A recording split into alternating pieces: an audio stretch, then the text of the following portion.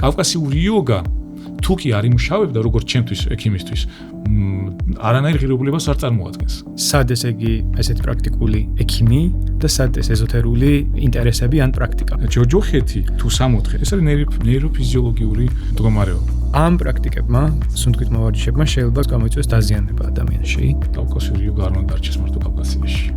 ეს ტექნოლოგია უნდა გახდეს საყოველთაო. ეს არ არის ქრისტიანული. ეს ქრისტეს სწავლებას ეწინააღმდეგება.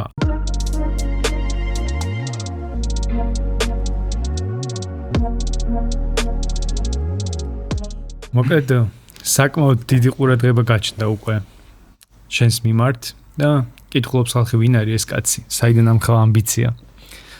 ამიტომ გითხარი შენზე, ვინ არის გიორგი აფრიამაშვილი? ამბიცია მაქვს თუ არა ჩანს, არ ვიცი, ალბათ მაქვს. მე ვარ გიორგი აფრიამაშვილი, ჩვეულებრივი მოკვდავი ადამიანი, ექიმი, რომელსაც საინტერესებს უფრო მეტი, ვიდრე კლასიკური გაგებით მედიცინა და ეზოთერიკაც. და ჩემს ინტერესში არის თუ კი შესაძლებელია რომ რაც ჩვეული ეგზოთერული ცოდნის მიღმა არის, იმ ცოდნის შეზავება და მეცნიერების გადაკვეთა, მე ამას გავაკეთებ და შესაძლებელია. მე მაინც აქ გაგიცანებთ როგორც ექიმი, მაღალი პროფესიული ეთიკის მქონე ექიმი და პრინციპში საინტერესო არის როგორ მოხვედი აქამდე. და დავიწყოთ თავიდან ალბათ ჩავალბიროთ სწავლობდი რას? თბილისის სახელმწიფო სამედიცინო უნივერსიტეტი დავამთავრე 2004 წელს. რა მიმართულებით? სამკურნალო საქმე. მე ძალიან დიდი მადლობა ჩემს მასწავლებლებს, მართლა ფანტასტიკური გამიმართლა რომ ფანტასტიკურ დროში და ფანტასტიკურ დროში გავიარე ეს სწავლა და ფანტასტიკური მასწავლებლები მყავდა. და მე წავედი უკვე რუსეთში, სადაც ორდინატურა გავიარე ოჯახის ექიმის განხრივ. იქაც გარკვეული იმედგაცრუება მქონდა და მე გავიარე მანუალური თერაპია, რეფლექსოთერაპია, ოსტეოპათია და დავრჩი კათედრაზე პარალელურად და მე პარალელურად როგორც საექიმო საქმეს მივსდევდი, ისე გავხდი ლექტორი, ანუ ვასწავლედი უკვე სამედიცინო პერსონალს. და ეს იყო ძალიან დიდი სკოლა. მე რაღაცებს გადავხედე ახლა შენ პროფესიაში, ანუ ოსტეოპათიის შესახებ ესე იგი ძირითადი იდეა როგორც ვნახე არის რომ სხეულის სტრუქტურა და ფუნქცია ერთმანეთთან მჭიდროდ არის დაკავშირებული, თუ სხეულის რომელიმე ნაწილი არ მოძრაობს სწორად, ეს გავლენას ახდენს ნერვულ, კუნთოვან, სისხლის და ლიმფურ სისტემებზე. და ნუ რეფლექსოთერაპიაშიც საუბარია რომ სხეულზე გავლენას ახდენს ნერვული რუკის საშუალებით. კი, მანიპულირებს ამ გზით და ჩდება კითხვა ეს ინფორმაციული დარგები იყო თუ არა იმის განმაპირობებელი რომ მე რაღაცნაირად დაილინკე კავკასიური იოგასთან. კავკასიური იოგას გავიცან, როდესაც ჯერ კიდევ სტუდენტი ვიყავი. და მაშინ დავიწყე. და რადგან უკვე ტვინს სწავლობდით ხო სამედიცინო უნივერსიტეტში, კიდევ უფრო მეტი ყურადღება მიიქცია კავკასიური იოგამ ამ თვალსაზრისით. მაგრამ შემდგომი განვითარებისთვის კავკასიური იოგის ეს მიღებული ცოდნა აუცილებელი იყო. ამის გარეშე მე ღრმად ვერ გავერკვევდი და როგორც თავში თქვით რომ ამხელა ამბიციო არ გაჩნდებოდა. აი კლასიკური სამედიცინო განათლების გარდა თუ მონაწილეობდი ასეთ რომელიმე სკოლაში, თუნდაც შენ უკვე ახსენე ეზოთერული და აი რაც შეიძლება ამ ტიპის განათლებად მოვიაზროთ ან გამოცდილებად თუ იყო შენ ცხოვრებაში. გარდა კავკასიური იოგისა. თუ რაღაცა სადღაც მივიღებ, ეს იყო მაინც საქართველო. აიკიდო განაღრმავა რაღაცები, მე ტაიჩი სწავლობდი, მე ციგუნს ვიყავი კიდე 1-2 რერიხების საზოგადოებაში საქართველოში, სადაც დავისწარი გარკვეული იმას და მივხვდი რომ რაღაცა მისაგნებია ჩემთვის. ანუ ის რაც იქ მივიღე, მე არ მაკმაყოფილებდა და მაგიტომ კიდევ უფრო ღრმად წავედი და ამიტომ როცა ჩამივარდა კავკასიური იოგა, მივხვდი რომ აი აქ არის ძაღლის თავი დამარხული და რასაც ვეძებდი მე, აი აქ უნდა მეძებდი. ბოლდროს ამეკვია და მარინა ჩიტაშვილმა თქვა ამას წინათ, აი ჭიარო შეუჩნდებაო და არასვენებს იმის იქით კიდე რა არისო, მე მგონი ვიღაც საციტირებ და აი ის არისო მეცნიერიო, ვინც ეს მცირე პარანოია გვაქვსო, რომელიც არ გვასვენებს, რომ იმის იქით გავგო კიდე რა არისო და ჩემს ცხოვრებაშიც იყო რაღაცა, როცა ვაკვირდებოდი, რომ არის მოვლენები, რომელიც გადის იმ კლასიკური მეცნიერების მიერ ხო, ახსნილ მოდელს იმ საზღვრებს გარეთ გადის და როცა დავაკვირდი რომ ჩემი ნაფიქრი ძალიან სწრაფად სრულდებოდა დავუსვი კითხვა ეს რა არის წინასწარი აღქმა იმის რაც უნდა მოხდეს თუ ეს ამას ტვინი აკეთებს მოდელირებას და აი ამ კითხვებაში მივედი ეზოთერიკამდე. გარდა ამ ყველაფრისა, რასაც ქვია ეს სუნთქვითი პრაქტიკები და შემდგომ ნაწილში ამ საუბრის ღრმად შევეხებით, მაგრამ შენ ხარ პრაქტიკოსი ექიმი, ხო გიორგი? ანუ ადამიანებს შეუძლია ჩვენთან მოვიდნენ და რა ტიპის მომსახურებას მიიღებენ, ანუ რაზე მკურნალობას ვთქვათ. მე ოჯახის ექიმი ვარ, მანუალური თერაპევტი, ოსტეოპათი და ეს არის ძვალსახსოვანი სისტემა. თიაქრები, წელის ტკივილი, კისრის ტკივილი, სახსრების ტკივილი, თავის ტკივილი, სხვადასხვა დარღვევები ძვალსახსოვანი სისტემიდან და არა მარტო ძვალსახსოვანი სისტემის მხრიდან. თუ კი არის ფუნქციონალური აშლილობა შინაგანი ორგანოებიდან. ამას იძლევა საშუალება როგორც მანუალური თერაპია, ისე უკვე რეფლექსოთერაპია, ანუ ჩინური ნემსებით მკურნალობა. ანუ შესაძლებლობები ძალიან დიდია. ძალიან წარმატებით ვართ ბევრ მდგომარეობას თავს, რადგან აქ ძალიან ხშირად არაწამისმიერი მიდგომაა. და კიდევ უფრო ჩემთვის ოსტეოპათია და მანუალური თერაპია საყვარელია, იმიტომ რომ სწორედ რომ ხერხემლის მდგომარეობაზეა დამოკიდებული ჩვენი სულიერი განწყობის მდგომარეობა. ამიტომ შეგვიძლია სხვადასხვა აშლილობების კორექცია, როგორც ჩინური ნემსებით პირდაპირ გაგებთ, მე მაქვს ჩემი საავტორო სადიაგნოსტიკო და კორექციის მეთოდი ფსიქოემოციური აშლილობის დროს როგორ მოხდეს ჩინური ნემსებით და სუნთქვითი ვარჯიშების მეშვეობით. ეს წიგნი დიდი ხანია გამოიცა, საზოგადოებაში რაღაც ტიპის ყურადღება აკრიფა, მაგრამ თქვენი შრომის შედეგად, აი კლინიკა ჰარმონიის, შენი პირადად, უკვე სხვა ტიპის ყურადღება გაჩნდა და რაც ალბათ ყველაზე მნიშვნელოვანი არის გარკვეული ფსევდომეცნიერული და ხშირად ეთნოცენტრისტული ინტერესების მიღმა, ან პარალელურად ფსევდომისტიკური, ხო?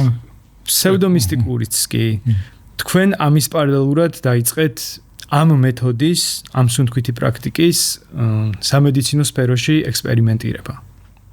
და რა გზა გაიარა ამ მეთოდმა, რომ მისულიყო იმ წერტილამდე, საიდანაც შენ უკვე შეგიძლია ეს დააპრაქტიკო ადამიანებზე. რამდენიმე წლის წინ მე და ჩემი მეგობრს ჰქონდა საუბარი, საუბრობდით ზოგადად საკაცობრიო საკითხებზე, ჰუმანიზმზე, რომ მივდივართ გარკვეული კრიზისის წინაშე, არ იყო ესეთი დაძაბულობა, ჯერ კიდევ პანდემიაც არ იყო და აი ესეთი წინაშეგრძნება იყო და მე უთხარი ჩემ მეგობარს, რომ იცი რა, მე მგონი მევაგენი იმას,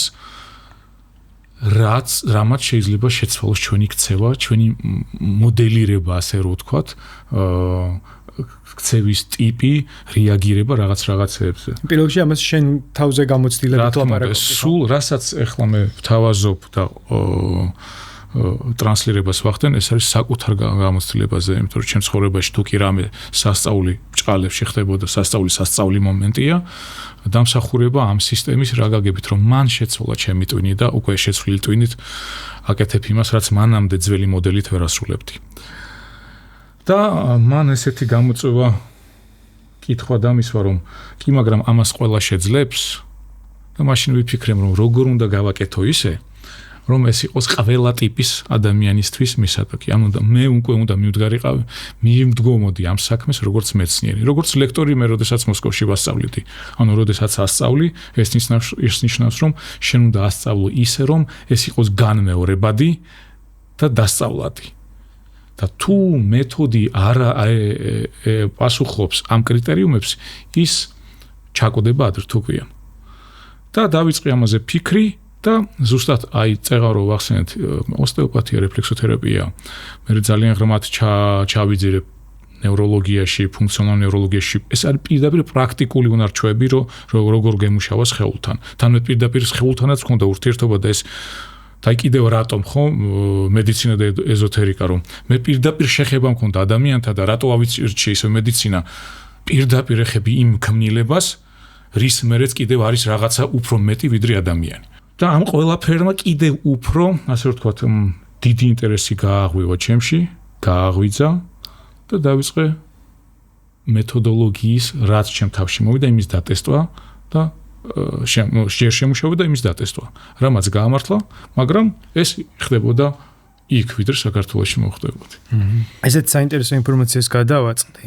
ახალი დადასტურებული ფსიქიკური და ქცევითი აშლილობების სამედიცინო დიაგნოზით შემთხვევები იყო 2023-ში 11500 ქალში, 10200 კაცში, 2024 წელს 11800 ქალებში და 10000 კაცებში. ანუ ეს არის დაახლოებით 10-11% თითოეულ წელს, როცა ვლინდება ახალი დადასტურებული ფსიქიკური და ქცევითი აშლილობის შემთხვევები.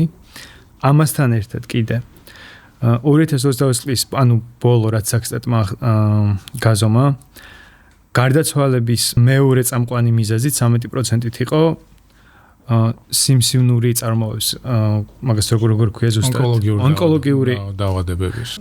პირველ რიგში ესე იგი, რატო ვახსენე ესენი, რატო გამოვყოფთ?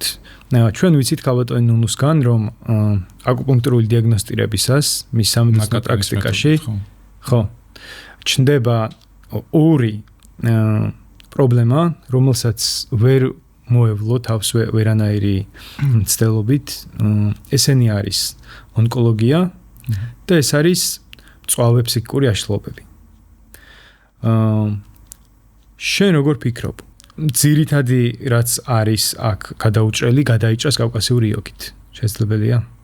მოკლედ, როდესაც ქალბატონი გავიცანი და აღმოჩნდა, რომ მის ინტერესიც ნაწილობრივ იყო კავკასიური იოგა და გაირკვა, რომ მეც კავკასიური იოგით ვიყავი დაინტერესებული და გარკვეული დიდი ხნის, ასე ვთქვათ, რამდენიმე ათეული წელი პრაქტიკა მქონდა და გარკვეული დაკვირვებაც მქონდა. მან ასე ვთქვათ, გამიშალა კარტები და მითხრა, რომ გიორგი, ვიცი, რომ ჩემ პრაქტიკაში არის ისეთი შემთხვევებია, რომელიც იშვიათად ასე ვთქვათ, რეგულირდებაო. და როგორ ფიქრობ, არის გამოსავალი? მოვთხარი, მოდით მეთქი, მე ვფიქრობ, რომ კავკასიური იოგამ ეს უნდა შეძლოს და რატომ? ეს მენტალური აშლილობები, ფსიქოემოციური აშლილობები, ონკოლოგია იქნება თუ სხვა დაავადებები, ხო?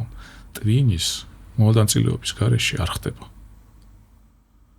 და თუ კი უფრო ღრმად ჩავეძიებით, ხო, მიხვდებით, რომ ანატომიური და ფუნქციური თავისებურებებიდან გამომდინარე, ტვინია თავი და თავი. ანუ ჯოჯოხეთის ეგრეთ წოდებული დაავადებების თუ სამოთხის თუ ჯანმრთელობის გასაღებები ტვინში უნდა ვეძებოთ.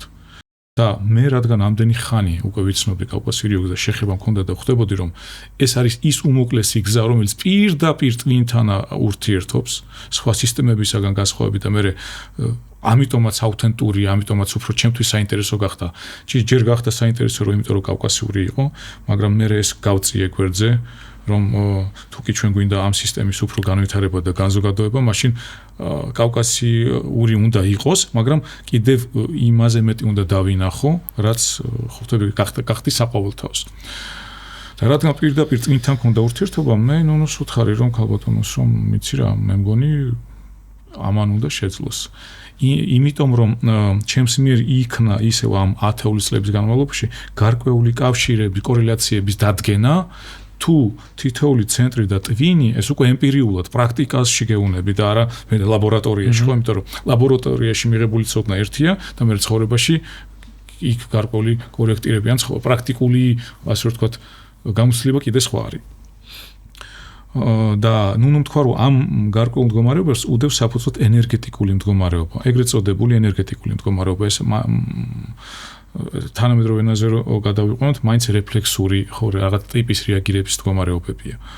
და რადგან მე ვიცოდი თუ რომელი წილი, რომელ ენერგეტიკულ სისტემასთან იყო კავშირში, მე ნუნუს ვუთხარი, რომ მე მგონი, რომ ამ სისტემით შესაძლებელი იქნება ამ პრობლემების გადაჭრა, ჯერ ენერგეტიკულ დონეზე და მე ეს ჩამოვა ფიზიკაში, ანუ რაც და მე აისახება ფიზიკურ დონეზეც.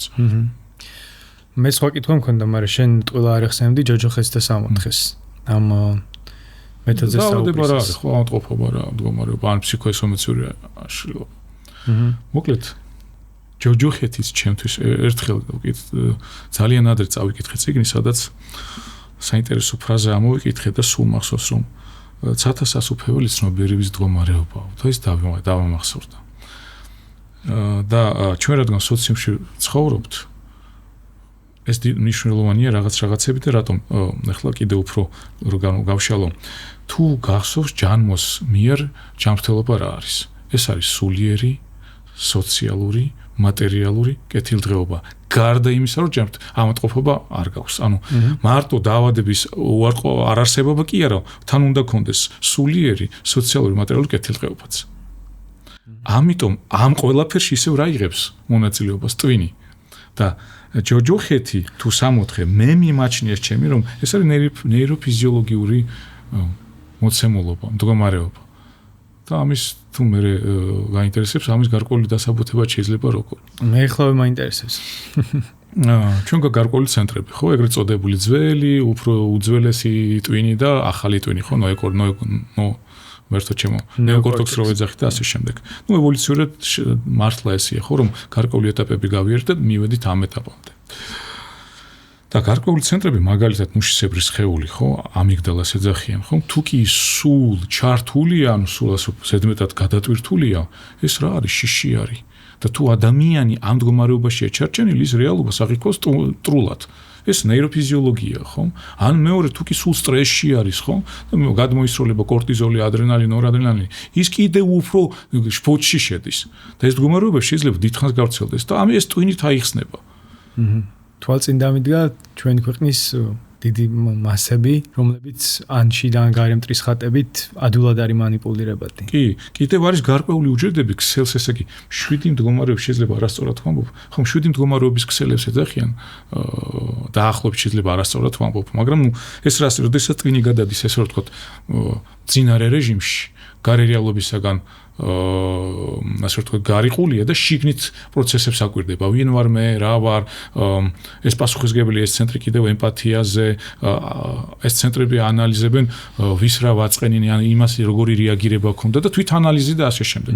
ეხლა უყურეთ, თუ ამ ცენტრებშიც მოხდა დარღვევა, რა ხდება? ადამიანი გამოდის იმ ასე ვთქვათ, კონსტრუქციული განჯისაგან და თვითგვემის პროცესში შედის. ფაქტობრივად დანაშაულის გზნობა იზრდება, თვითგვემის და ანუ თვითონ თავისი თავი გაქვს სამჟავროზე. და დღეს ესეთი მდგომარეობები, რადგან ძალიან მზარდი ცვალებადი გარემოა, გაიზარდა. და კიდევ რა მოხდა? არის გარკვეული ცენტრები, რომელიც ამ მოჭარბებულმა ინფორმაციამ და სტრესულმა გარემომ გარკვეული ცენტრების შეიძლება ითქვას დათრგუნვას, თუმცა მე მეეჭვება ალბათ ეხლა ჩვენ უნდა გადავიდეთ ამ ცენტრების უფრო აქტიურ განვითარების ფაზაში. ეგრეთ წოდებული პრეფრონტალური ანუ შუბლის ცენტრების დათრგუნვა გამოიწვია. ეს რას ნიშნავს? რომ მე გამეთიშა ემპათია, სოციალური კომუნიკაციის უნარი, რაციონალურობა, კონცენტრაცია და ასე თუ ატვინო ადამიანს შექმნა ჯოჯოხეთი. მე ეს ყველაფერი ჩამოდის ქვევით. აი საერთოდ სხეულზე და ძალიან ბევრ ადამიანს საკუთარ სხეულთან კავშირის შეგრძნებაც კი ეკარგება. და აქედან მე მოდის დემორალიზაცია, დერეალიზაცია და ასეთი დარღვევები. ანუ ამ ყველაფერს საფუძვლად უდევს ნეიროფიზიოლოგიური პროცესები და ამ თვალსაზრისით ამ ჭრილში კავკასიური კიდევ უფრო საინტერესო გახდა ჩემთვის. და თავისთავად ტვინი კიდე რითი არის დასტრუქტურებული? ბევრი რამე თუ უამრავი პროცესი მიმდინარეობს, ხო? ფაქტობრივად ტვინი არის დირიჟორი ყველაფრის. სიმპათიკური, პარასიმპათიკური, ქერქვეშა, სხვა და ლიმბური, ანუ უამრავი. მაგრამ მე მომფიქრე, რაც დღეს აქტუალურია, ეს სტრესს რაც იწვევს, დაახლოებით ეს არ არის ძალიან ღრმა. ეხლა ამას მე არა ვარ, ასე ვთქვათ, ღრმა ნეირობიოლოგი რა ეს კარგად გავშალო, მაგრამ ის მექანიზმები რაც ხდება, რომ ითიშება გარკვეული ცენტრები, ითრგუნება და ზევით იწევს მეორე ცენტრები, უფრო ძველი, უფრო ღრმა ქერქვეშა და ამათ შორის კონფლიქტია. და ტვინი თუ ჩარჩენილი ამ მდგომარეობაში ეს ადამიანი ჯოჯოხეთში იმყოფება. ამ მდგომარეობაზე ბუნებრივია ნაფიქრი გაქვს, ხო? აუცილებლად. და გადაწყვეტაზეც ალბათ. აუცილებლად. რაში მდგომარეობს? ანუ როგორ ემუშავები ამ მდგომარეობას შენ? როდესაც კავკასიური ოგოს გავიცანი, იქ იყო ეს წილები, ხო, გადანაწილებული. თუმცა იმ წყაროში, რა წყაროცა, ძალიან მწირი ინფორმაცია იყო და მე კიდე სხვა წყაროები, ანუ ჩამივარდა ესეც ალბათ განგების ნება იყო, რომელიც იგივე ვარჯიშებთან ჰქონდა საქმე. ანუ იგივე სტრუქტურა იყო ცოტა სხვანაირად. იქ კიდე უფრო ღრმად იყო გაშლილი ტვინის სტრუქტურები, ტვინის ფუნქცია და ასე შემდეგ. და თუ კი ახლა მე რა ვქენი, აი ეს თანამედროვე მონაცემები და იქ ის ძველი ინფორმაცია ერთმანეთს შევაერთე. და დავინახე რომ თურმე ის ხალხი ვინც ფლობდა კავკასიურ იოგას ან მსგავს ტექნოლოგიებს წარსულში ფლობდა იმ ინფორმაციას და თუ twin-ი როგორ არის აწყობილი. შესაძლოა ფლობდა. ეს ოზეთურული ინფორმაციაა. დღეს უკვე გადავდივართ წვენით კატეგორიებში. ხო, წვენი, მაგრამ სწორედ რომ აი კავკასიური სუნთქვით იოგის ვარჯიშები, ეს არის გადაჭრა, აი მსგავსი ჯოჯოხეთის მდგომარეობიდან გამოსვლის. ეს არის ასეც რა ექსპერიმენტსაც ეწევი ახლა შენ. კი, ეგ არის ის რატომაც დავიწყე ჯერჯერობით, ხო, რატომაც მაინტერესებდა. ზოგადად ნეიროპლასტიურობა მე-20 საუკუნემდე ეგონათ რომ დასაწყისში ადამიანის მეცეგრევის სწავლობა არ არსებობდა. ხო, არ არსებობდა, ხო, თუმცა მე როდის დავამთავრე 21 საუკუნის დასაწყისში. ხო. მაგრამ ეხლა უკვე ვიცით რომ twin-ი განიცდის ცვლილებებს იქცევის მიმართულებით და ასე შემდეგ. შეიძლება თუ არა ამ პრაქტიკით სუნთქვით პრაქტიკებს გულისხმობ ჩვევების ან ჩვევებზე და ადიქციებზე ზემოქმედება. ესეც კი მოკლედ შეიძლება, მაგრამ უფრო გავშლი. როდესაც ჩემი რატო აი ძალიან სერიოზული პრობლემაა ახლა მით უმეტეს ახალი ადიქციები ჩნდება გეიმინგის და ასე შემდეგ. ამ ადიქციებზე შენ თუ ახლა იტყვი რომ აი ეს მუშაობს ბუნებრივი ადამიანები დაინტერესდებიან და მოვლენ ვინც ამით იტანჯებიან. კი შეიძლება, მაგრამ რო ავხსნათ. აი ის რაც წეგან ვახსენე, ესეთი მდგომარეობები, ეს ქცევითი და აშლილობები, დარღვევები, დამოკიდებულებები, სტრესული მდგომარეობა პარალელურად თან ახლავს სუნთქვის აშლილობაც. ანუ აი მაგალითად შენ თუ სუნთქვა შეაჩერებ და რაღაცა შეგახედავ, შენ შეიძლება ისე ვერ რეაგირებდე, ვიდრე სუნთქავ. ეხლა მინდა რომ დაუკავშირო რა კავშირშია სუნთქვასთან. და ამ კავშირს კიდე ასე ვთქვათ ხიდს გავაბავ ძველ ამ კავკასიური იოგას სუნთქვით ვარჯიშებთან. რომ სუნთქვის მე, როდესაც რაიმე განცდაში ვარ, ყოველთვის სუნთქავ. ეს რას ნიშნავს, რომ ასე ვთქვათ, ხატოვნად სუნთქვა ამ მდგომარეობების რეგისტრატორი ხდება. ის არის ძალიან ძველ ცენტრებში ესა ცენტრი განთავსებული სუნთქვის და სუნთქვის გვარში ფაქტობრივად ჩვენ არ ვარ ცოცხლები, ხო? შეუძლებელია სუნთქვის გვარში ცოცხლე. ამიტომ მე როდესაც რაიმე პროცესში ვარ და twin-ი დაკავებულია და განვაგრძობ სუნთქვას, ესა თუ ის მოვლენისთვის დამახასიათებელი გარკვეული ტროპიზმი, ანუ უყვარს ასე რომ ვთქვათ, თავისი თვისებიდან გამომდინარე გარკვეული ცენტრები. ის აღაგზნებს ამ ცენტრებს და მე ხო პარალელურად განვაგრძობ სუნთქვას. მე ამ სუნთქვით კიდევ უფრო ვაძლიერებ იმ გარე შემოსული ან შიგნით აღზრული რაიმე შთაბეჭდილებებს ფიქსაციას ამ ცენტრებში. ახლა როგორ უნდა გამოვასწორო სუნთქვით? მეც მასწავლეს რომ ნეიროპლასტიურობა არ არსებობდა, მაგრამ ჩემს ცხოვრებაში იყო შემთხვევები, რამდენიმე, აი გლენ დომენი არის ესეთი სპეციალისტი, ამერიკელი ფიზიოლოგი, რომელიც ბავშვებთან მუშაობდა დაზიანებული twin-ით და მისი შვილი ჩამოვიდა მოსკოვში და მე მის ლექციას ვესწრებოდი და თქვა რომ twin-ი მოზრდილი ადამიანისაც იზრდება. ეს იყო ჩემთვის ევრიკა, იმიტომ რომ მე ვისწავლე სხვანაირად. და კიდევ ბევრი რამე მოხდა, ანუ კიდევ სხვადასხვა საინტერესო ლექციები მოვისმინე, შევეხე მე თვითონაც გავიარე გარკვეული სწავლება და რა აღმოჩნდა რომ ნებისმიერი სტრესი მართლა ფიქსირდება twin-ში. მართლა რჩება კერები, ჩნდება და რჩება კერები და ეს ფიქსირდება ჩვეულებრივი ინსტრუმენტალური კვლევითაც. და თუ კი ეს კერები, ეს ცენტრები იგრძნება ჩვეულებრივი სუნთქვის დროს, მაშინ გათვითცნობიერებული არაჩვეულებრივი ტიპის, ანუ უпроსწორად სხვა ტიპის სუნთქვა შეიძლება იყოს გასაღები ამ მდგომარეობის გამოსვლიდან. ეს იდეა. ამ იდეაზე უკვე კავკასიურ იოგაში თურმე ლაპარაკობენ საუკუნეების განმავლობაში. იქ პირდაპირ წერია რომ დედისეულის სუნთქვა, ესე იგი, ადამიანის გაუთვითცნობიერებელი ტიპის სუნთქვა. ეს იქნება ადამიანი მოცლად ყოფნის პერიოდში, რომელიც დედა გადასცემს თავის შთაბეჭდილებებს, თუ მერე დაიბადება ადამიანი და ამ სუნთქვის ტიპით განაგრძობს ცხოვრებას. ეს არის ის ასე ვთქვათ, კაბალა, ის მარწუხები, რის შედეგადაც ადამიანი შედის ასეთ მოწყვლად მდგომარეობაში აღქმის. და კავკასიური იოგა რას გვთავაზობს, რომ გამოვიდეს ადამიანი ამ მოწყვლადი მონური თუ დესტრუქციული მდგომარეობიდან, მან უნდა შეცვალოს სუნთქვის ტიპი. ეს მოსაზრება, ხო, იმიტომ რომ შეცვალე და ეს, როდესაც შეერთდა ხიდი გაიბა, რომ რეალურად კავკასიური იოგას სუნთქვით პრაქტიკებში რეალურად არის შესაძლებელი ვიმოქმედოთ ისეთი ტიპის დარღვევებთან, რა ტიპის დარღვევებსაც შენ წეგან ახსენე. ანუ სუნთქვა ეს არის ის მეთოდი, რითაც მე ვინარჩუნებ ნეიროპლასტიურობას. და ნეიროპლასტიურობა ეს არის გამოსავალი გამოხვიდე ჯოჯოხეთიდან. და ამაზე შეგვიძლია თანამედროვე კვლევებიც მოვიშველიოთ. სწორედ სუნთქვა განსაზღვრულად სასარგებლოა და საკმაოდ მარტივი გაკვეთილებით სწავლის შემდეგ მის კორექტირებას, სუნთქვის კონტროლს, ჯანმრთელობისა და კეთილდღეობის გაუმჯობესება შეუძლია. ეს არის 2023 წელს Cell Reports Medicine-ზე გამოქვეყნებული კვლევიდან ციტატა. ამ კვლევას ჩავაგდებთ, ვისაც უნდა შეუძლია გაეცნოს. არის კიდე კვლევები, რითაც დადასტურებული, აი იოგური ტიპის სუნთქვებით, ხო როგორ იცვლება სტრესის მიმართ მედეგობა და ასე შემდეგ. დადასტურებულია მეცნიერულად. ეს რას ნიშნავს, რომ მე ამ სუნთქვით ახალ კავშირებს ვამყარებ, ახალ მოდელს ვთავაზობ twins ქცევისას და ეს ზრდის ნეიროპლასტიურობას. კი, ჩვენი აუდიტორისთვის ალბათ უფრო ცნობილი იქნება mindfulness-ის ტექნიკა, რომელიც ხო, გათვითცნობიერების ტექნიკაა, ხო? ხო, კვლევებით დადასტურებულია, რომ ახდენს უდიდეს გავლენას ადამიანის twins-ზე. უკაცური როგორ ზუსტად ეგ არის გასაღები, გათვითცნობიერული ტიპის სუნთქვა. On გარკვეული ტიპის ცენტრებზე კონცენტრაციით. მოდი ახლა ცოტა ორი ნაბიჯით დაუბრუნდეთ უფრო უკნიდან შევხედოთ კავკასიური იოგას და ჩვენ უკვე ცოტათი შეეხე ამ ამბავს, მაგრამ მე მაინტერესებს ზოგადად რას ფიქრობ? შენ არის თუ არა ეს ცოდნა, ან არის თუ არა ეს მნიშვნელოვანი, რომ ეს ცოდნა არის ამიწის შვილების მიერ შექმნილი, ან საერთოდ არის თუ არა ეს იოგა? ეს მნიშვნელოვანია? თუ შენ ექსპერიმენტირებ ისე როგორც არის, ის რაც არის იმაზე დაყნობით. იცი რა მე ახლა მოვიტყუებოდი ასე ვთქვა და არ ვიქნებდი სწორი, ჩემთვის მნიშვნელოვანია. მაგრამ მე აქ ორი მხრიდან უნდა მივუდგეთ. რა თქმა უნდა მნიშვნელოვანია, იმიტომ რომ კავკასიური ქვია. და იოგა ქვია. იოგა ეს ხო სინთეზის შეერთების გზა არის, ხო რაღაც გაერთიანება, რომ მე უფრო ჰარმონიული ადამიანი ვიყო და უფრო ჰარმონიულად აღვიქვავდე ცხოვრებას.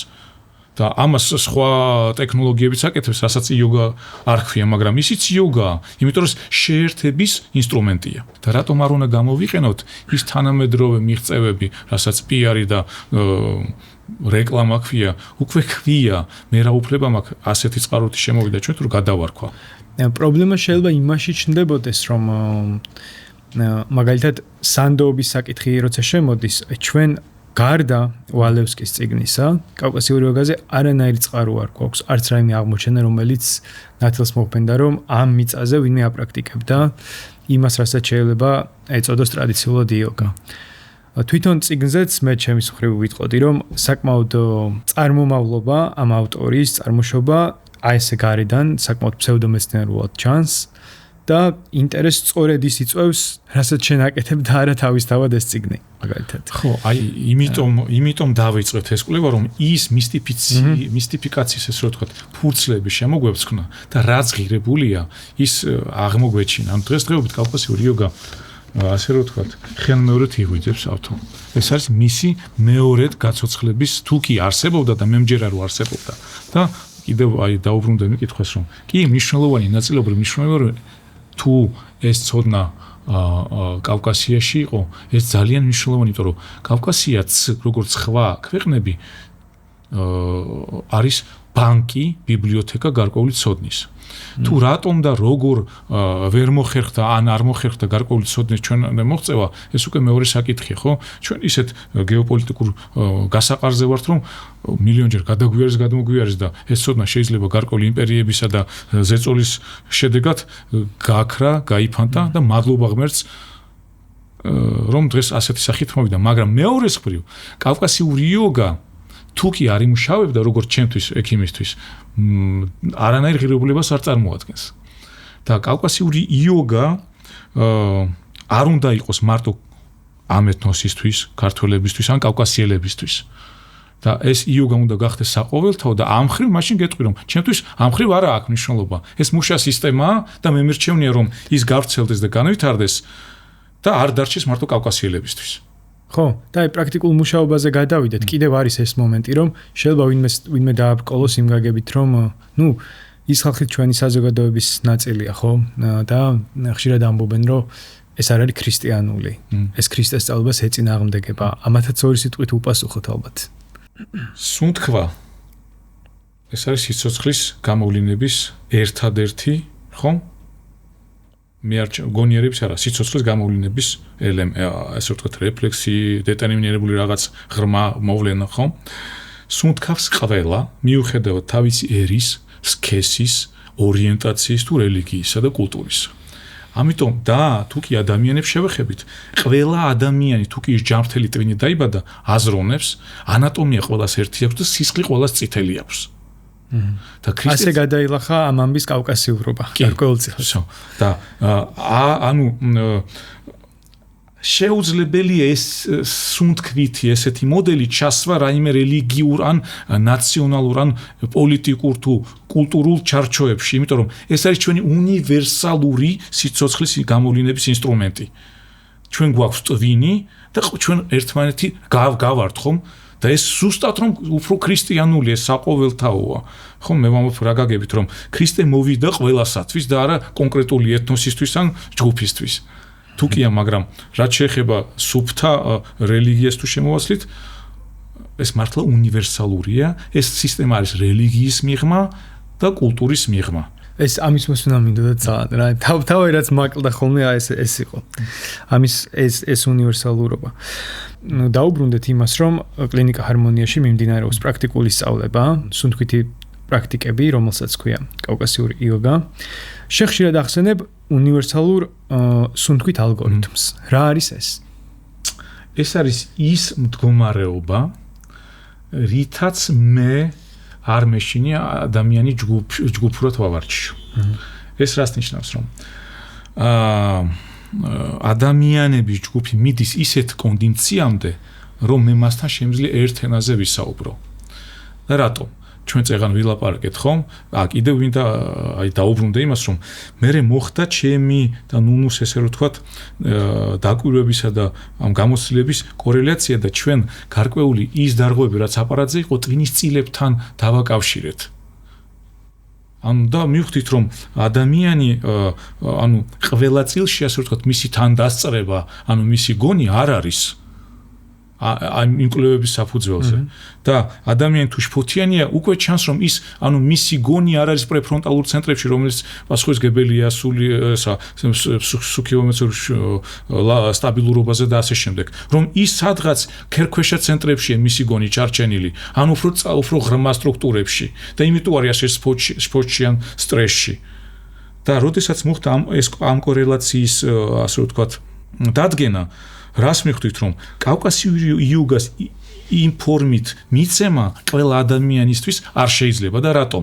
ჯერ გასასწორებელია ამ ინდივიდუალური სუნთქვითი პრაქტიკით და კონცენტრაციით, ასე რომ ვთქვათ, ადამიანის გონზე მოყვანა, რომ ის იმ თავისი სტრესული ცენტრებიდან უნდა გადავიდეს უფრო კონსტრუქციულ ცენტრებში და ეს შესაძლებელია კონცენტრაციით. და აი, როდესაც ამ გზას გაივლის, მერე უკვე შეიძლება იმ უნივერსალური ალგორითმზე გადასვლა, რასაც გიორგი უკვე არიან ადამიანები, ვინც გაიარეს კურსი სრულად, ხო? ჩვენ უკვე მე-4 ჯგუფი ემზადება უკვე. სხვადასხვა ფორმით ჩვენ მათაც გავესაუბრებით ალბათ და აუდიტორიას გავაცნობთ ისინი რას ყვებიან თვითონ ამ გამოცდილებაზე, მაგრამ შენ დაკვირვებით არსებობს თუ არა კონკრეტული გაზომვადი შედეგები, რომელიც შეიძლება არა ინსაიდერმაც ნახოს ან გაზომოს, ასე ვთქვათ. კი, არსებობს. რადგან მე შემიძლია ადამიანი გავსინჯო, ხო, რამდენიმე პარამეტრით, ეს იქნება ფიზიკური თუ სხვადასხვა მონაცემებით, ან აპარატი და ასე შემდეგ. პირველი ენერგეტიკული ცვლილება, ხო, ეგრეთ წოდებული. მეორე ფსიქოემოციური, აი რაც ახსენე რომ უკვე გაიზარდა, ხო, ეს ქცევითი შფოთვი, ეს სტრესული მდგომარეობა ძალიან დიდ პროცენტში ეს იცვლება. ეს ძალიან ნიშანდობლივია, რომ ზუსტად სწორედ ამ პერიოდისთვის ჩნდება ესეთი საშუალება და ტექნოლოგია, რომ ადამიანს აქვს შესაძლებლობა ასეთ მდგომარეობებს თავი გაართვას.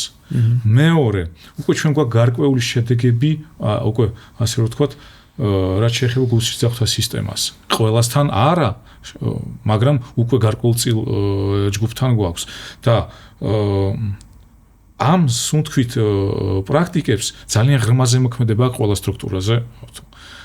მაგრამ ძვალსასროლ სისტემაზე ეს არის ძალიან ყველაზე ინერციული სისტემა, ანუ ის ყველაზე მყარია და ჭიდრო ყველაზე ნელა ჩამოდის მასთან ცვლილება. თუმცა ჩვენ გვყავს პრაქტიკანტები, ვინც უკვე წინა მოსამზადებელში პერიოდში იგრძნეს გაუმჯობესება ხერხემლის მხრიდან მაგალითად, რომ უკეთესად უჭირავთ ხერხემალი, ნაკლებით ჩივილები და ნაკლებით ტკივილი. ანუ ძალიან მრავალფეროვანი ზემოქმედება აქვს.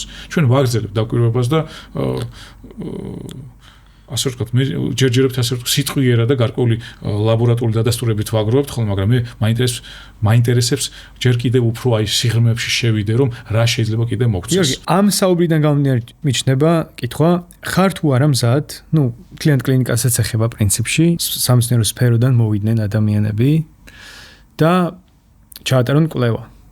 გაეცნონ ამ მეთოდს. მზად კი არა, მე ძალიან მინდა რომ ესე იყოს, იმიტომ რომ მე ჩემი ბუნებით კვლევარი ვარ, უამრავ ექსპერიმენტში მაქვს სამეცნიერო კვლევით ექსპერიმენტში მაქვს მიღებული რუსეთში მონაწილეობა და დიდი სიამოვნებით გავაკეთებდი ამას და რატომ? კავკასიური იოგა არ უნდა დარჩეს მარტო კავკასიაში.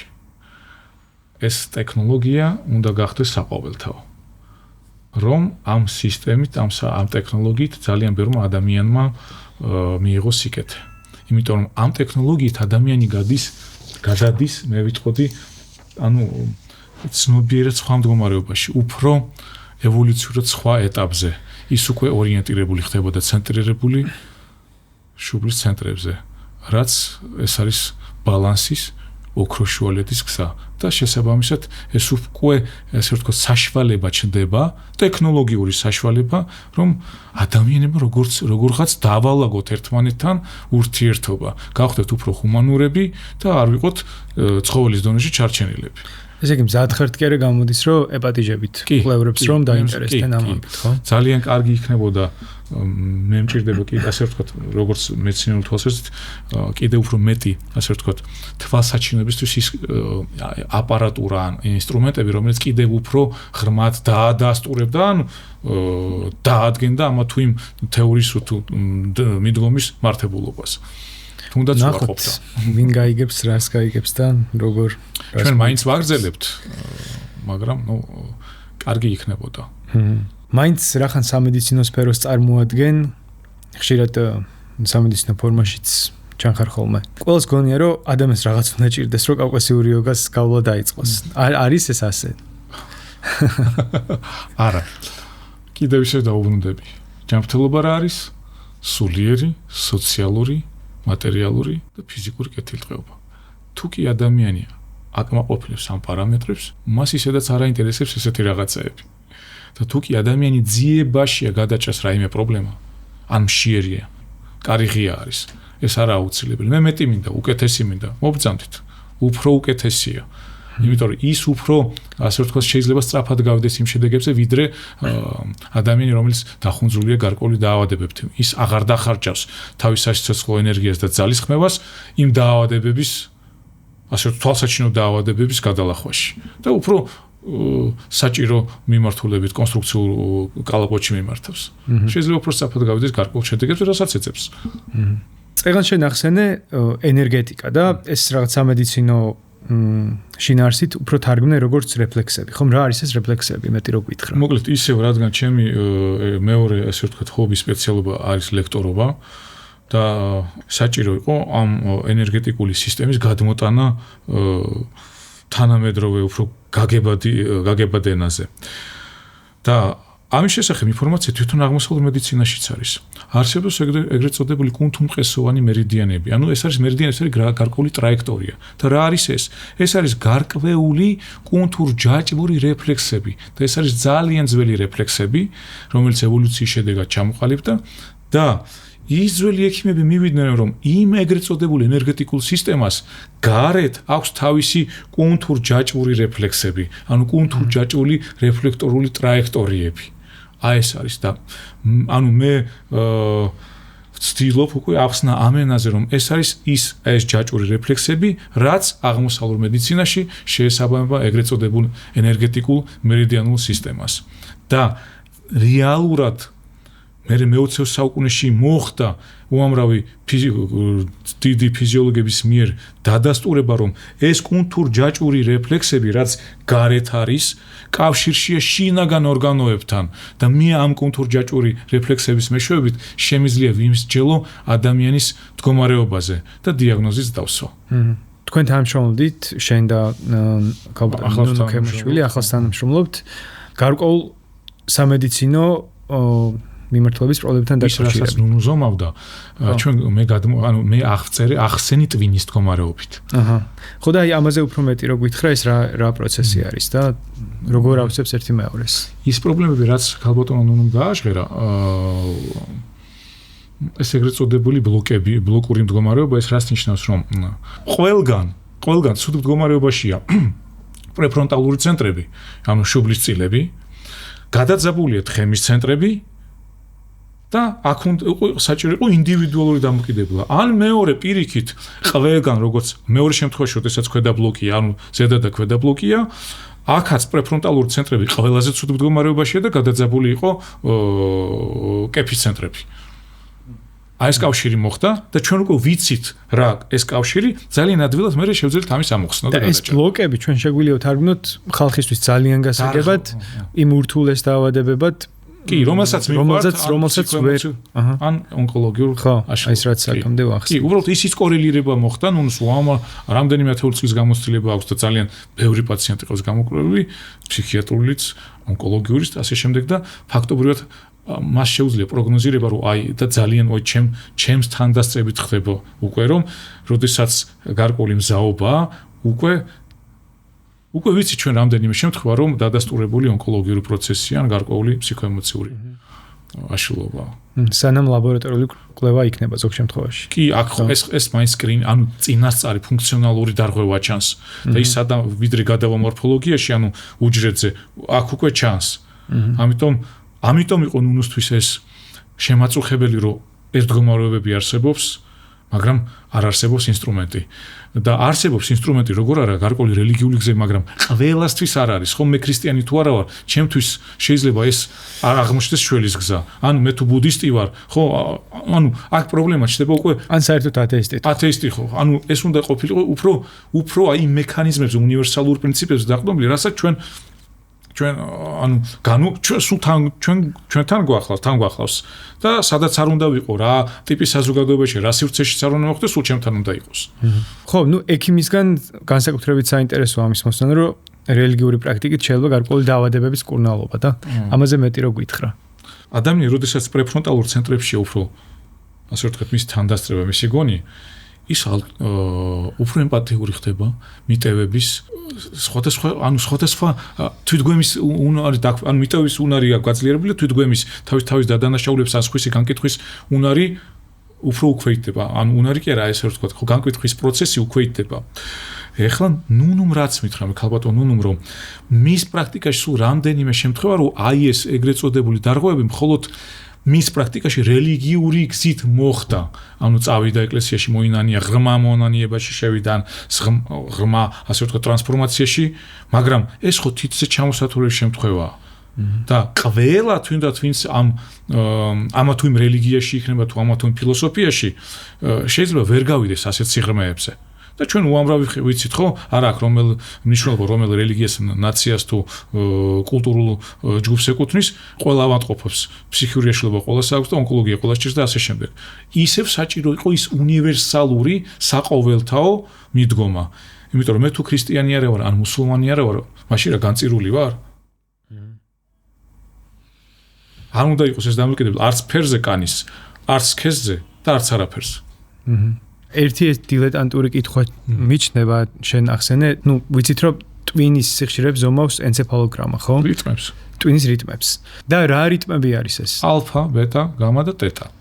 და ალფა არის აი ძილსა და ღვიძლს შორის ესეთი და მნიშვნელოვანი ზუსტად ამ რიტმზე ყოფნა, იმიტომ რომ ეს არის ძალიან საინტერესო მდგომარეობა, სადაც ადამიანის გადატვირთვა ხდება და რეგენერაციული პროცესებიც იზრდება. თეთა კიდევ უფრო ღრმა მდგომარეობაა. იქ ძილის დროს ჩდება ხოლმე და ბეტა ეს არის აი ჩვეულებრივ რეჟიმში ყოფნა და ყველაზე ცვეთათი მდგომარეობა, ასე ვთქვათ, ეს ზუსტად სულ ღვიძლში როცა ორგანიზმი და ვერ გადადის ამ ალფა რიტმში ჩნდება პრობლემები და სუნთქვითი პრაქტიკები დადასტურებული სხვადასხვა სუნთქვითი პრაქტიკებს შეყავს ადამიანი აი ამ ალფა რიტმში. ზოგიერთი მედიტაცია კიდევ უფრო ღრმა რიტმში, ტეტაში და ასე შემდეგ. მაგრამ ჩვენ შემთხვევაში ეს არ გაგვიზომია, რადგან ჩვენ წინაშე იდგა სხვა ამოცანა. თქვენ ყველგან აღნიშნავთ ამ წიგნშიც არის შესავალში უკვე და შენგანაც არერთხელ მომისმენია რომ ამ პრაქტიკებმა სუნთქვით მოვარჯიშებმა შეიძლება გამოიწვიოს დაზიანება ადამიანში თუ ამას გააკეთებს კონკრეტული ინსტრუქტაჟის გარეშე მაგალითად ეს შენიშნაა რომ ფიქრობ ვალდებულებაც არის ჩვენი რომ ვთქვათ რომ უთხრათ ამაზე კიდევ ორი სიტყვით რომ ალბათ სახში არ გააკეთონ დამოუკიდებლად ხო ახლა ჩვენ წინა პოდკასტებში ქალბატონი მისაუბრა ხო რომ მის თვალწინ მისი ორი მეგობარი ინვალიდი გახდა და ეს არის ჩემი მოსაზრება როგორც ექიმის და როგორც პრაქტიკანტის მე გამიმართლა როცა დავიწყე ხო წლების წინ და არ ვიყავი ასე ვთქვათ ჩარჩენილი ჩემი გონი არ იყო გარკვეულ ცენტრებში ეს რას ნიშნავს თუ კი მე უფრო სტრესულ მდგომარეობაში ვარ ანუ ჩემი ყოფილება ისეთია რომ გარკვეული ცენტრები რჩება აგზნებული და ითრგუნება ის ცენტრები რომელიც უფრო კონსტრუქციულს ხდის და მე არ ვიცი ეს მდგომარეობა ხო ეს მდგომარეობა გამოსაკვლევია და ვიწყებ მოუმზადებლად ამ სუნთქვით და კონცენტრაციით ვარჯიშებს ეს ეხება მარტო კავკასიური იოგას არ ეხება ეს ეხება ნებისმიერ პრაქტიკას მაშინ მე გარკვეულწილად რისკის ქვეშ ვარ და რატო მე შეიძლება ნებით თუ უნებლიეთ გავაძლიერო ისედაც გაძლიერებული და აგზნებული ცენტრები ჩემი კონცენტრაციით და სუნთქვით და არასაკმარისად გავაძლიერო დათრგუნული ცენტრები ამიტომ ის ინდივიდუალური ეტაპი მომზადების ეს არის ინდივიდუალურად ადამიანზე მორგებული სუნთქვითი პრაქტიკები. სადაც ვითვალისწინებ თუ ესა თუ ის წილი ზონა რა მდგომარეობაშია. მაყურებელს ვუთხრათ რომ ამ კურსის შესახებ უფრო დეტალურად ჩაშლილად შეუძლიათ ჩვენ ვებგვერდზეც ნახონ და ასევე ჩვენ კიდევ გვაქვს YouTube-ზე ერთი ეპიზოდი, სადაც ამ პროცედურულად ამ კურსის შესახებ მეტად არის გაშლილი და შეუძლიათ ნახონ. დასასრულისთვის გარკვეულ კითხვებს შევავლეთ თვალი. პირველი ეპიზოდი არაა სადაც ჩვენ კავკასიური იოგაზე საუბრობ და რამდენიმეს წაიკითხავ. მზად ხარ? ბლიცის სტილში უპასუხოთ სწრაფ-სწრაფად თუ გინდა. რატომ ხო დავით სალია გვეკითხება. რატომ უწოდებთ კავკასიურს? ქართველთა გარდა სხვა კავკასიელების მიერ არის შექმნილი? კი, სხვა კავკასიელებშიც არის, არა მარტო ქართველებში. ქართველებში უფრო მეცაც გეტყვით. ეს ცოტა კიდევ უფრო შემონახულია ჩრდილო კავკასიელებში, ვიდრე ჩვენამდე. ანუ ჩვენ ეხლა მოვახდინეთ ამის რეაბილიტაცია, მაგრამ ასეთი ფორმით იქ არ არის. მერწმუნეთ რომ ჩვენ უკეთ ვახერხებთ ამის გაცოცხლებას. მაგრამ რაღაც პრაქტიკები ჩანს ან რაღაცა კი იქ არიან გარკვეული ახლა თანამედროვე ასოციაცია კავკასიური ძალიან წირია ძალიან წირი ინფორმაცია იქაც თითქმის ეს ხო რუსეთს ეკუთვნის და რუსეთში არ არსებობს თითქმის ამაზე ინფორმაცია რამდენი ინსტრუქტორს უთხარი აზრზე არ იყვნენ კავკასიური იოგა არსებობდა თუ არა ისევ კავკასიელებისთვის რუსეთში კავკასიას ძალიან ცუდი იმიჯი აქვს და მე ეს იყო იმპერია ოდესღაც და არ სჭირდებოდა რომ ის გარკვეული ისეთი ცოდნა რომელიც პატარა ერებში იყო წამოწეული იყო წინ ამიტომ ყველაფერი ხდება იმისთვის რომ ეს ცოდნა ძირითადი რუსული პროგრამები იყო როგორ ასიმილირდეს ეს ხალხი სხვა რუსულ ხალხებთან მარტო არა მოდი იმპერიული ნებისმიერი იმპერიის არის რა კარგი შემდეგი კითხვა არის შამუგია 01 იოგას არსებობის არანაირი დამადასტურებელი წყარო არ არსებობს ჩვენთან, ალბათ საქართველოში. რატომ დაარქვით იოგა? ეს მე არ დამირქმებია ეგ ერთი და არსებობს ეს წყარო, რომელიც არის ერთადერთი წყარო და ეს წყარო კიდევ ბატონ ვლადიმერ კოვტურმაც აღნიშნა, რომ ის მან კიდევ ნახა, ხო, იგივე წყარო, უბრალოდ რვეულში ხელნაწერი სახით ძველი რუსული, ანუ უფრო რეფორმამდელი კირილიცით დაწერილი.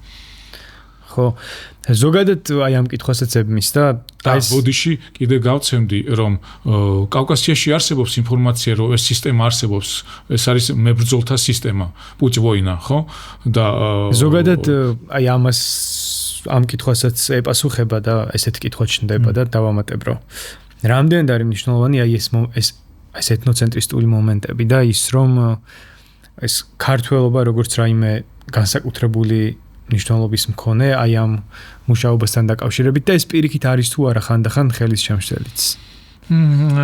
თუ კი ასე ვთქვათ დაკნინებული და დათრგუნული თავმოყარეობის რეაბილიტაციოთ არის ძალიან კარგია რომ ეს კავკასიურია. მაგრამ როდესაც ეს ხდება იმისთვის რომ მე ხდები უპირატესი ვიღაცაზე და ეს გადადის უკვე ეგოიზმის ისეთ ფორმაში რომ მე გადადის ქსენოფობიურ და ბოლოს მიდის ნაციზმი ფაშიზმი დესტრუქციულ გამონებაში ეს უკვე დამღუპველია.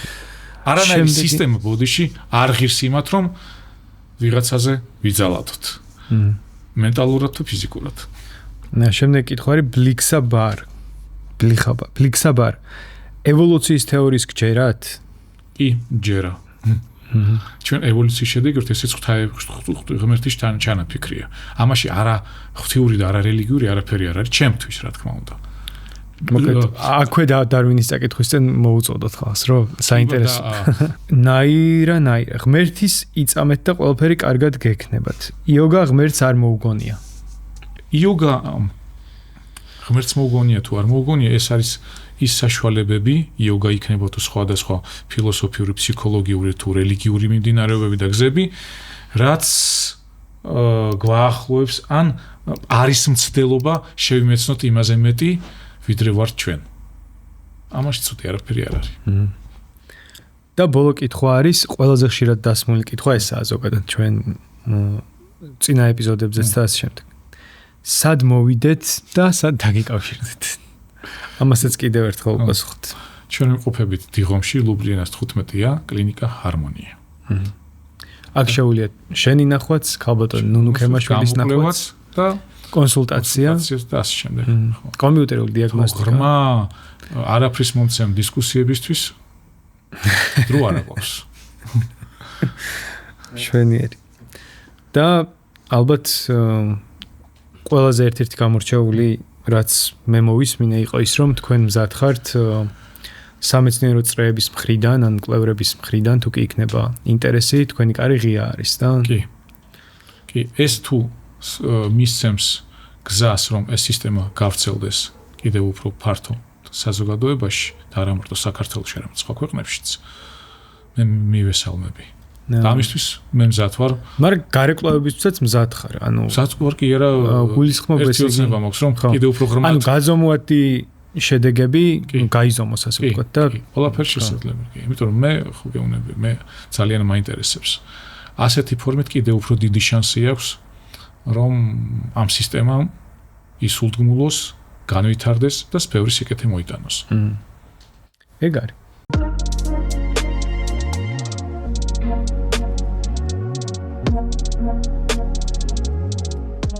ქრისტიანობა ნეირობიოლოგიაზე დაფუძნებული გამიგიოთ. ამის გარეშე მან ახალი მუხტი მოიტანა, რომ ჩვენ ახალი ცენტრები გაგვევითარებინა.